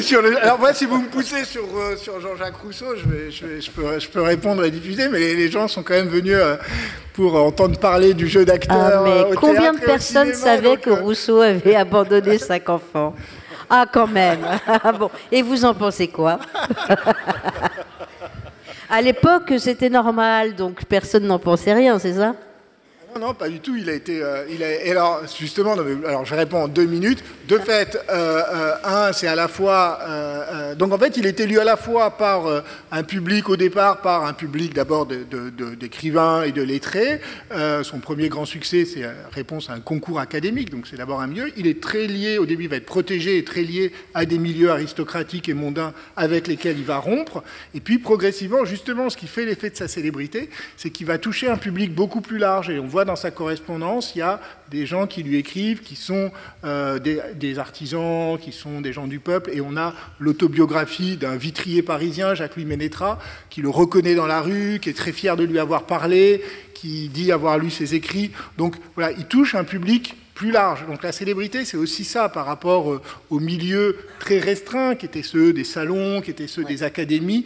C'est aussi la manière de toucher un public. Il le touche par ses écrits, il le touche évidemment par ses positions politiques, sociales et morales, et il le touche par ses romans, et donc il invente en fait une nouvelle culture. Il n'invente pas tout seul, mais il incarne une nouvelle culture qui est celle du sentiment, hein, de la sentimentalité. On dit que c'était le maître des cœurs sensibles. Et donc, c'est tous ces éléments-là, et donc les gens s'identifient à lui, lui écrivent des véritables lettres d'amour. Ils disent: vous avez changé ma vie. J'ai lu vos écrits, ça a changé ma vie. Il y a un type qui lui écrit en lui disant: je ne suis heureux que quand je peux parler de vous, soit aux gens qui vous aiment, soit à ceux qui ne vous aiment pas. Donc, voilà. Et donc, il y a des gens qui ne l'ont jamais rencontré, qui ne le rencontreront jamais, et qui entretiennent avec lui un rapport d'intimité à distance, très intense, exactement semblable. Mais il y a, bon, l'exemple de Rousseau, mais il y a des comédiens hein, qui ont la même chose. Donc, je citais tout à l'heure Talma.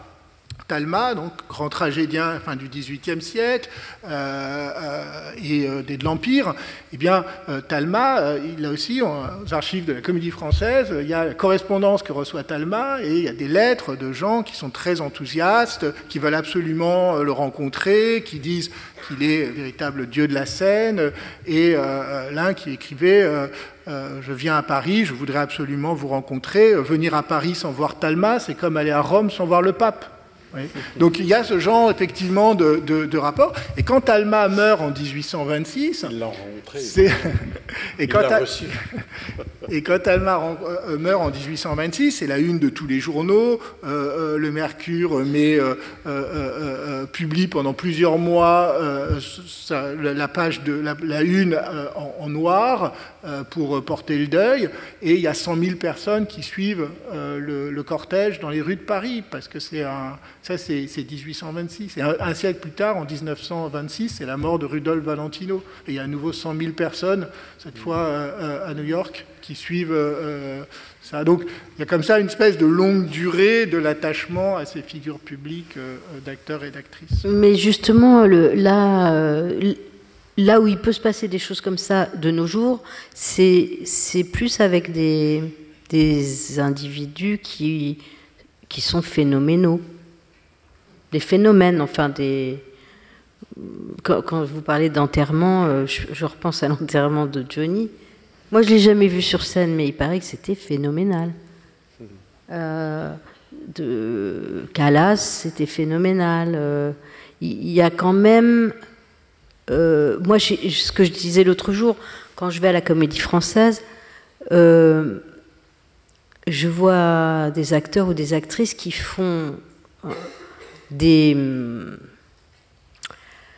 qui créent des moments que je trouve spectaculaires.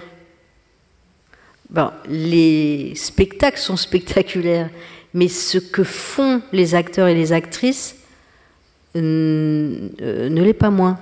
C'est-à-dire que c'est là où je me suis dit ah oui, en fait, être acteur ou actrice ici, c'est être un athlète. C'est être un athlète des sentiments. C'est parfois phénoménal, ce qu'on peut voir sur scène. C'est assez rare, quand même, mais quand ça se passe, ça vous imprime, ça vous impressionne, ça vous imprime à tout jamais. Ça n'avait rien à voir avec ce qu'on disait peut-être. Si, parce que justement, ça c'est une chose sur laquelle moi je voulais vous interroger, c'est la question de la... Bon, je reviens, c'était un peu une question que j'ai déjà abordée tout à l'heure, mais sur la différence théâtre-cinéma, et là sur la question justement de la technicité et de la performance. Donc, parce qu'évidemment on voit bien qu'au théâtre, il y a cette dimension de performance, de performance presque athlétique, et puis aussi de technicité, évidemment, d'apprentissage du jeu d'acteur. On imagine bien qu'on ne s'improvise pas. Et alors, au cinéma, c'est moins clair pour moi. C'est-à-dire qu'il y a à la fois... d'abord, il y a des acteurs de cinéma qui ont une formation de comédien, dont on reconnaît, etc., c'est tout à fait important. Là. Mais il y a aussi au cinéma, et je pense que c'est plus rare au théâtre, des gens qui tout d'un coup arrivent sans formation véritablement de comédiens et qui vont immédiatement imprimer justement la pellicule. Et donc comment ça se joue ça entre le théâtre et le cinéma, la question oui, de la technicité du jeu d'acteur dans le succès?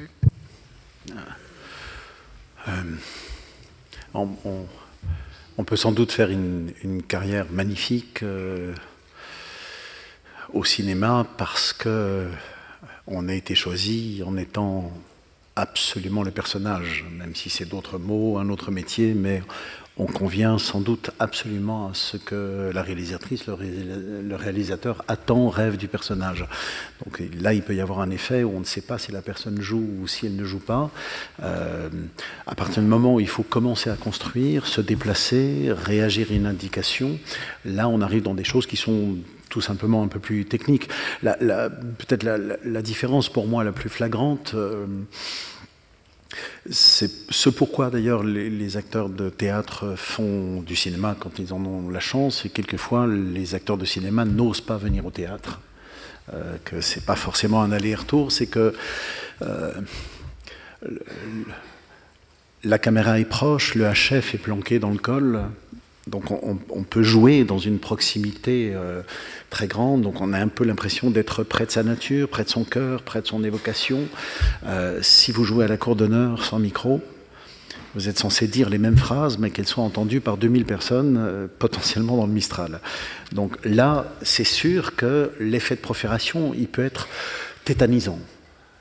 Parce qu'on le sait tous, hein, quand on fait nous ce qu'on appelle des italiennes, on vérifie la mémoire du texte. De temps en temps, on est chez nous, on se trouve formidable. Et à partir du moment où tout d'un coup, il faut parler, mâcher les choses, d'une certaine manière, rentrer dans un effet qui n'est pas naturaliste, parce qu'il faut que tout soit entendu, il faut tendre la fin de la phrase, il faut penser au paradis, au creux acoustique, etc. Là, le fait que sa vérité à soi, il faut la mettre devant, ça c'est une technique. En tout cas, il faut l'éprouver. Si on le découvre au moment où il y a du monde, c'est compliqué. J'ai un souvenir, moi, très, très marquant, mais très douloureux en même temps. J'ai eu tellement de chance. Je suis rentré à la Comédie Française dans le Don Juan de Jacques Lassalle, de Molière, mise en scène par Jacques Lassalle, à la Cour d'honneur. Et j'avais 6 mois de conservatoire dans les pieds, et avant, j'étais à l'école Florent. Et à l'école Florent, moi, j'avais travaillé ma vérité, j'allais dire, à la couleur de la moquette sur les murs, dans le studio, tout petit, quoi. Et là, ça allait. Et tout d'un coup, cour d'honneur. Et en fait, je ne comprenais pas ce qu'il fallait faire. Et je me souviens, j'étais dans un petit studio, et le soir, je pleurais de rage, parce que je comprenais, mais ça n'arrivait pas. C'est-à-dire, je montais dans les gradins, j'avais un costume comme ça, magnifique, mais rien n'était naturel. Pour ramasser son épée, il fallait se mettre à genoux, parce qu'on pouvait pas faire comme ça, parce que c'était plastronné. Tout était, et j'avais l'impression que j'étais déguisé en Playmobil, et que je pouvais pas jouer comme un Playmobil. C'était pas possible de trouver la vérité de ça. Je montais dans les gradins, et je me disais, mais évidemment qu'il faut faire ça. Parce que dans les gradins, mais le plaisir, c'est de savoir qui arrive sur le plateau. Et cette silhouette qui était donnée, elle était juste, il fallait que je l'épouse, mais je n'avais pas les moyens. Donc en fait, je comprenais au 20e rang, et dès que je redescendais, que j'arrivais au plateau, je perdais cette compréhension-là. Je l'ai gagnée petit à petit, mais je me souviens de cet effet douloureux, parce que j'ai un effet d'accordéon tellement subi, tout d'un coup, tellement rapide, que je me dis, oui, c'est ça le théâtre. Et en plus, je me souviens très bien, Jacques Lassalle aimait beaucoup cette scène, du jeune Don Carlos et Don Juan dans la forêt, il est sauvé par celui qui recherche, il ne le reconnaît pas, et ensuite il est bien embêté, etc. Et il me disait, mais c'est comme un film de John Ford, avec le vieux cow-boy et le jeune cow-boy au bord du feu. Et je dis, ok, alors quand tu es à la cour d'honneur, elle est bonne des saucisses. C'est impossible de travailler petit. Au cinéma, c'est très facile. La caméra s'approche. Enfin, c'est très facile, non, mais la caméra s'approche. Il y a quelqu'un qui est là pour repousser la fumée dans le bon sens, qu'on l'ait pas, etc. Et là, je ne savais pas comment faire. Donc la différence pour moi, elle est celle-ci, c'est C'est pour ça d'ailleurs que de temps en temps, je remarque ça, les rapports de fascination comme ça du cinéma, du théâtre, je le remarque d'autant mieux que je suis à la Comédie Française et que le statut de la Comédie Française oblige les productions à marquer de la Comédie Française. C'est-à-dire, si vous êtes sociétaire de la Comédie Française, il faut le mettre au générique. Si vous êtes pensionnaire, on met de la Comédie Française. Et c'est une chose qu'on rappelle aux agents. Et j'ai connu des époques où les agents ou les productions répondaient « Excusez-moi, c'est pas un film en noir et blanc ORTF ce cachet-là, voilà, ça ne nous intéresse pas. » Et puis il y a d'autres moments où tout d'un coup, l'acteur de théâtre, quand je dis Comédie Française, ça concerne tous les acteurs de théâtre, deviennent tout d'un coup plus désirables, des fois parce que oui, ils savent leur texte, ils arrivent à l'heure, etc. Et puis aussi, réagir à une indication, c'est une chose qu'on apprend au théâtre. On apprend immédiatement à essayer, à changer absolument la couleur de la voix, la dynamique de la phrase, etc. Et que si vous prenez un jeune homme qui a été pris comme ça parce qu'il était le personnage et que si vous lui demandez de changer sa vérité à lui, il n'en a qu'une et qu'il n'a pas appris à construire les autres. Donc c'est sans doute dans cette... c'est là que se situe pour moi la différence. En fait, ça s'apprend quand même aussi sur place. Tout ça s'apprend quand même aussi majoritairement sur place. C'est-à-dire que tu parles de la cour d'honneur. Moi, je me souviens un jour au cours Florent où je donnais un cours et à l'époque, il n'y avait pas les gradins dans la salle, l'immense salle. Là, donc, il y avait quelqu'un sur scène et je lui dis bon, on va faire une expérience. Donc, il jouait très très bien. Je dis, je me recule de 10 mètres, je dis, là, je commence à plus bien t'entendre. Je recule, pareil, je t'entends encore moins. J'ouvre les portes, je ne t'entends plus. J'ouvre les portes du porche de la rue. Je ne t'entends pas. Et je suis allée jusqu'à la cité derrière, tu vois, où étaient c'était dangereux, il y avait eu des morts. Je suis allée dans la cité tout au fond et j'ai dit « Vas-y !» Et là, on l'entendait. Et je pense que, en fait, ça ne peut que s'éprouver. C'est en fait, moi, je pense qu'il n'y a pas de différence entre le théâtre et le cinéma. Il n'y a pas de différence. Non, mais vous recherchez la vérité par les écrits, par vos recherches. Vous cherchez la vérité. Nous, on cherche le vrai. On nous donne du papier avec, il y a des mots dessus, et ça doit devenir quelqu'un qui a une chair, qui respire, qui se décourage, qui pense, quelqu'un de chair et de sang. Donc nous, on doit trouver le vrai de ça, de ces mots qui n'existent pas, enfin, qui ne sont pas quelqu'un, qui vont devenir quelqu'un à travers nous. On est un média, en fait, on est un vecteur de vrai. Après, pour faire passer le vrai au cinéma, ou passer le vrai au théâtre, dans une petite salle, dans une grande salle, dans la cour d'honneur, c'est des techniques d'évaluation, c'est du changement de fréquence de la voix, sinon les gens s'endorment. Et au cinéma, enfin, et surtout qu'au théâtre, l'acteur, il est le relais de la mise en scène. C'est-à-dire que des choses ont été organisées pour que tout ce qui est écrit et dit doit être entendu. Entendu dans tous les sens du terme, c'est-à-dire ressenti, compris, éprouvé aussi par le public.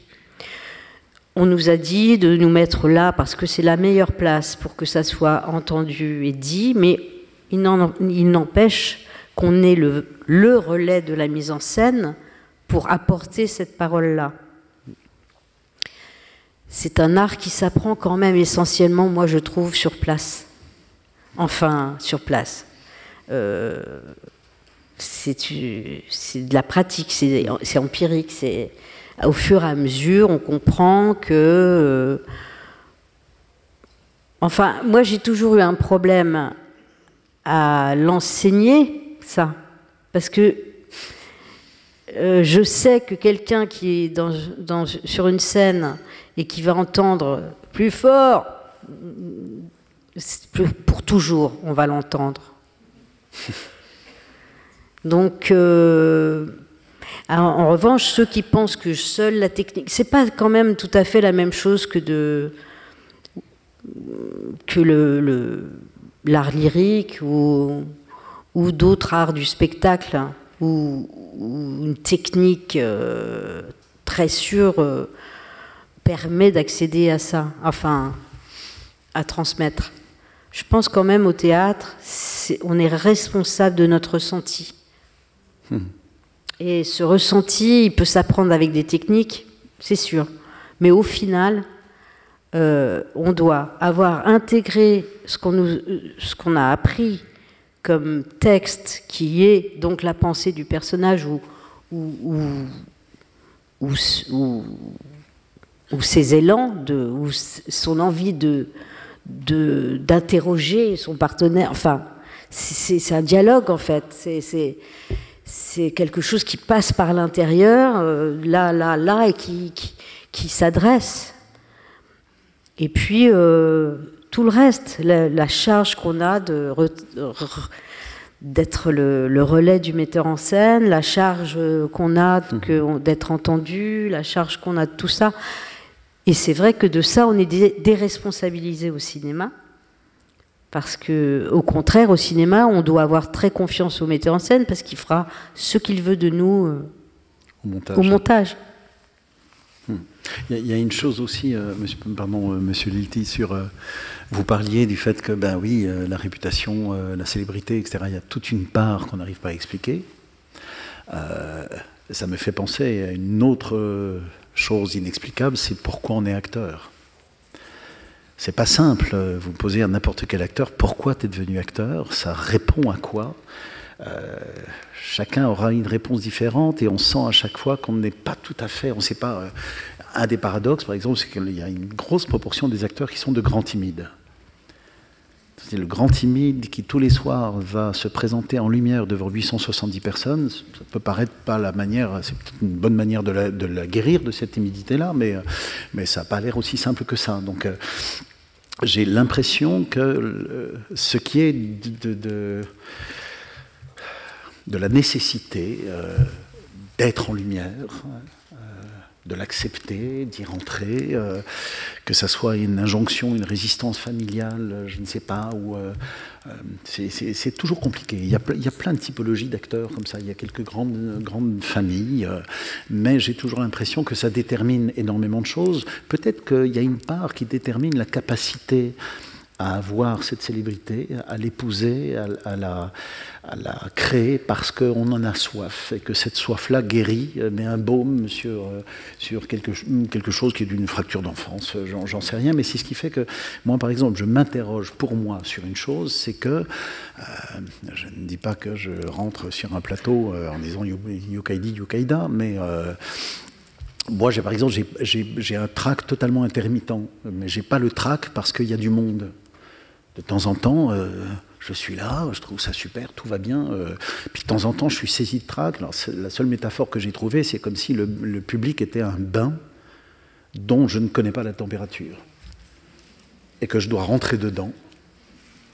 Et des fois, je fais « Oh, waouh !» Et d'autres fois, je fais « Oh, putain, mais ils sont gelés, qu'est-ce qui se passe ?» Mais comme je joue, je dois faire, il n'y a aucun problème. Voilà. C'est tout ce truc-là. Mais le public ne me dérange pas. Je n'ai pas l'impression que le public va deviner en moi quelque chose, tandis que l'œil de la caméra me tétanise. Enfin, me tétanise, ça va, j'arrive pas à le maîtriser, mais alors que pourtant, au cinéma, tout est protégé. Et puis on peut faire des prises. On peut bafouiller, se planter, pas savoir son texte, n'avoir rien compris à la prise, etc. On en fait d'autres, voilà. Et puis tout le monde est là pour créer une crèche qui, sur le papier, est moins impressionnante qu'une audience, une jauge de théâtre avec plus de monde. Et il y a quelque chose, sans doute, dans mon enfance, dans ma définition, qui fait que je n'ai pas peur du grand nombre, mais j'ai peur de cet obscura camera, là, cet œil noir, comme si lui allait déceler des choses que je ne veux pas montrer. Voilà. Et que donc, ce qui fait que je ne me sens pas libre au cinéma, sans doute parce que je suis un peu dans une apnée ou un petit peu sous les feux d'un examen, et avec la même impression que si on m'interrogeait d'une façon policière. Et que donc de temps en temps, je mime mon calme, mais qui est tout à fait faux. Et je me suis toujours demandé qu'est-ce qui définit cette chose-là. Et c'est peut-être quand on n'arrive pas à définir la différence acteur-comédien, ou quand je vous dis, pour certains, ça ne pose aucun problème. C'est pas une question de technique. Benjamin Laverne, par exemple, il joue au cinéma exactement comme il joue au théâtre, avec la même clarté. J'ai vu ce jeune homme arriver à la Comédie Française, j'étais pas administrateur, et j'étais fasciné que quelqu'un d'aussi jeune, il sortait à peine du conservatoire, ait une telle technique, presque à l'ancienne. Voilà. Et ensuite, je l'ai vu au cinéma, et en fait, au cinéma, il ne fait pas semblant de savoir bafouiller, en balançant des choses comme ça. C'est exactement la même facture, et il fait la carrière qu'on lui connaît. Donc c'est sans doute pas cette différence-là. Il y a sans doute quelque chose qui ne dérange pas, qui ne fait pas différence, et pour d'autres personnes, ça fait différence. Et c'est aussi obscur que ces histoires de réputation. Sur tant de minutes consacrées à une non-réponse. Mais oui, il y a quelque chose d'obscur là-dedans. En plus, je pense qu'on va approcher peut-être bientôt de la fin, mais vous évoquez peut-être, parce que c'était la question que j'allais poser, en fait, vous venez d'évoquer cette question du public, justement, non pas du public, de la réputation, de la célébrité, mais du public comme de l'audience présent dans la salle. Moi, c'est une question justement que je voulais vous poser, c'est que comment est-ce que vous le ressentez physiquement, et comment est-ce que ça interagit avec votre jeu d'actrice ou d'acteur au théâtre, parce que le public du théâtre aujourd'hui, il est dans le noir, vous ne le voyez pas ou très peu, il est silencieux, il est calme, il tout saute un peu avant que ça commence, mais il fait attention. Alors qu'au XVIIIe siècle, justement, je sais bien, le public d'abord c'est éclairé, c'est un peu comme ce soir, la salle est éclairée, le spectacle est dans la salle, le public intervient, il est bruyant, il y a le parterre, les gens sont debout. Il y a des fois, au début du siècle, il y a même des gens sur la scène. Les gens sont debout, les gens crient, les gens interrompent les acteurs quand ils sont pas bons, quand ils leur plaisent pas, ou quand ils leur plaisent, ils les interrompent pour leur faire rejouer la scène qu'ils ont aimée. Ah oui, au 18e, on peut faire rejouer une tirade qui plaît beaucoup, on peut faire rejouer plusieurs fois. Le comédien, on peut au contraire demander un autre comédien pour jouer le même rôle, etc. Donc il y a une interaction, souvent, il y a des scènes, etc. Alors aujourd'hui, ça a disparu. D'abord, est-ce que vous le regrettez? Est-ce que vous aimeriez des fois que les publics soient un peu plus actifs, vivants, qu'il y ait des moments d'improvisation dans le jeu? Ça existe parfois, mais c'est marginal. Et sinon, qu'est-ce que ce public silencieux, dans le noir, qui vous regarde, comment vous ressentez et qu'est-ce que quels effets ça a sur le jeu d'acteur ou d'actrice d'avoir cette présence de ce public presque invisible et silencieux? C'est d'une importance dingue. Donc en fait, quand vous dites ça a disparu, non. Je ne suis pas sûr d'être nostalgique de l'ensemble des propositions, des souvenirs que vous faites. Voilà. Mais oui, effectivement, le public, c'est beaucoup plus policé. Mais non seulement, ça fait quand même quelques années qu'on voit de moins en moins de rideaux, que la tentative de casser le quatrième mur, de parler de plein pied, d'égal à égal, est là de plus en plus, qui est une manière de retrouver ce contact. Et puis, quand même, le public fait un bruit. Même s'il a une qualité silencieuse, je dis toujours que nous, on fait la différence entre tous les silences. Quand vous êtes sur le plateau, vous vous méprenez absolument pas entre un silence navré qui attend la fin et celui qui est en train de creuser une écoute. Ça fait pas du tout le même non-son. On connaît ça ici aussi. Hein. Et au théâtre, c'est pour ça qu'on adore aussi les spectacles pour enfants. Un rire d'enfant sur un Molière, c'est exceptionnel. C'est pour ça aussi que, je crois l'avoir déjà dit, mais il fut un temps malheureux où les rectorats empêchaient, après les attentats, les élèves de se déplacer pour venir au théâtre. Et donc, économiquement, c'était formidable pour nous parce qu'on revendait toutes ces places beaucoup plus chères. Mais toute la troupe est venue en disant, ils sont où? Parce que la caisse de résonance, justement, de jeunes gens qui n'ont pas encore tous les codes ou n'ont pas déjà vu ce titre 4 fois, réagissent. Et ce qui fait que, de temps en temps, on commence en se disant, ouh, ça va pas être facile. Et puis quand tout d'un coup on a l'écoute, on a l'impression d'avoir maîtrisé quelque chose. Donc moi j'ai toujours le sentiment au théâtre d'être sur une monture, et que le rapport entre le public et la scène est une sorte de monture qui cabre, qui se calme, qui bouge, qui caracole. Et ça se sent. Ce qui fait d'ailleurs l'entièreté de l'exception du Hic et Nunc, parce que nous on change, mais on change parce qu'il y a le public. Et le public change parce qu'on le fait autrement aussi. C'est un aller-retour constant. Et c'est pour moi une différence par rapport au cinéma. Parce qu'au cinéma, ça ne fait pas de bruit. Ça ne fait pas de bruit. Au contraire, on fait tout pour qu'il n'y ait pas de bruit. On met des cônes partout, dans tout le quartier, pour qu'il n'y ait aucun... On arrête tout quand il y a un avion. Donc on travaille dans un silence qui, moi, m'impressionne tout d'un coup, parce que je n'arrive pas à savoir si la scène est bonne ou pas, parce que tout le monde est au combo, personne ne fait de bruit. Quand il y a un ventre qui grouille, ça fait marrer tout le monde en se disant c'est bientôt le moment de la cantine, il va falloir arrêter, parce qu'on entend même ça tellement il y a un silence que je trouve moins pesant, alors que le non-silence du théâtre est une matière absolue. Donc on ne peut pas dire que ça n'est plus le cas. Ça existe absolument. Vous avez la même expérience? Pas pour le ventre qui brouille.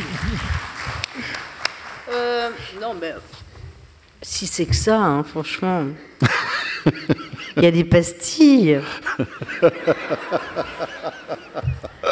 Ça y est, on a levé le secret. Non. J'avais une question, mais... Isabelle, peut-être le mot de la fin. Oh, on a déjà un peu dépassé le temps. Ah mais oui. Peut-être, Isabelle. Il manque quelque chose. Ça. Il manque beaucoup de choses. Il manque tout. Oh, mince. Il y a des applaudissements qui partaient, c'est toujours un signe de... Le mot de la fin.